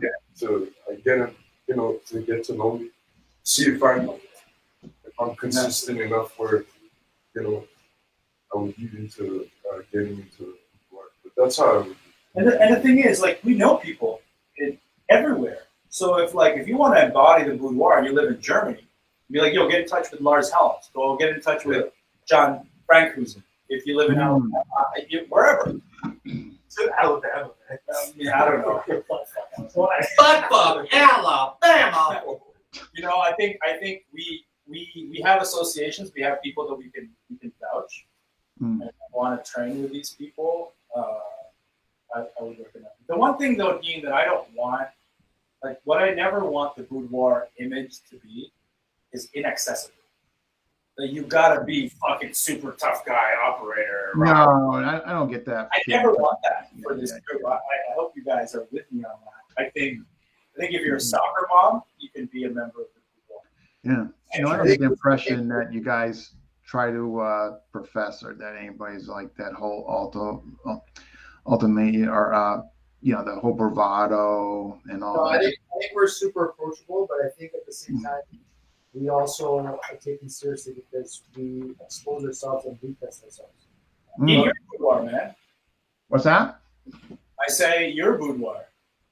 Wow, I appreciate that. I'm honored because I can tell you if I can get over that border, man, I just you know, Toronto is one of the places I would love to come visit. I just hear so many great things about it, you know.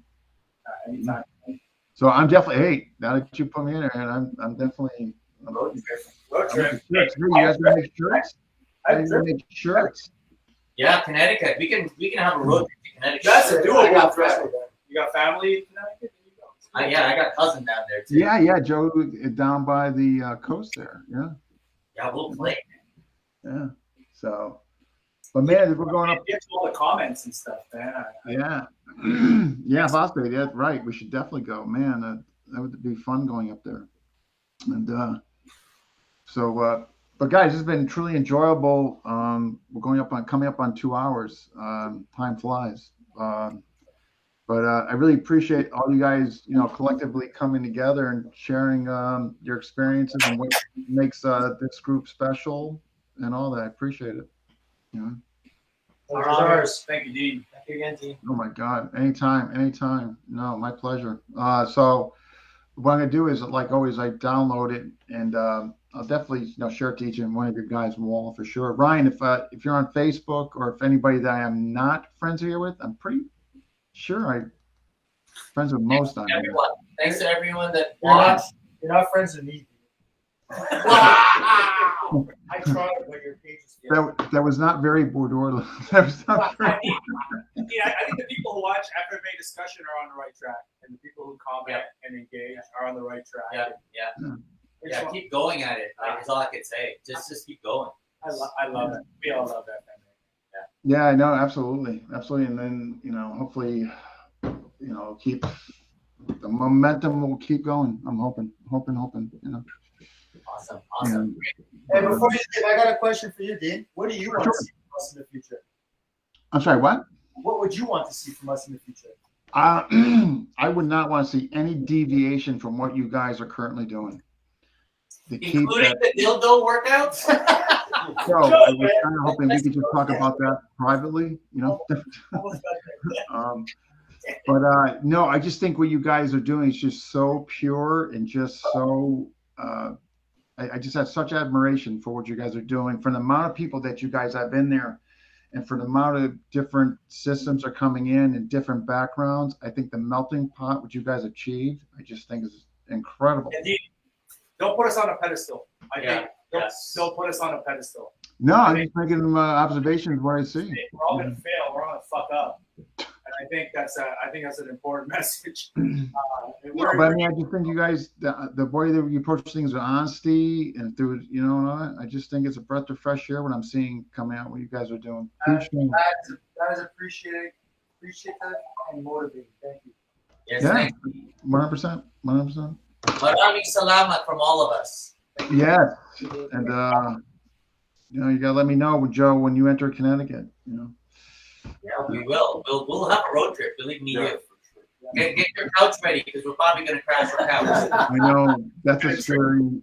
That's Make sure you got a supplier for balut so we can energize before we fight. Yes. Oh, gosh, that would be rad. That would be something.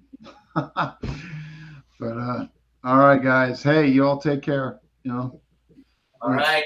Salute all of you. Thank you, Dean. Hey guys. Absolutely. Thanks, FMA discussion. Thank you, guys. Look out. All right, be good.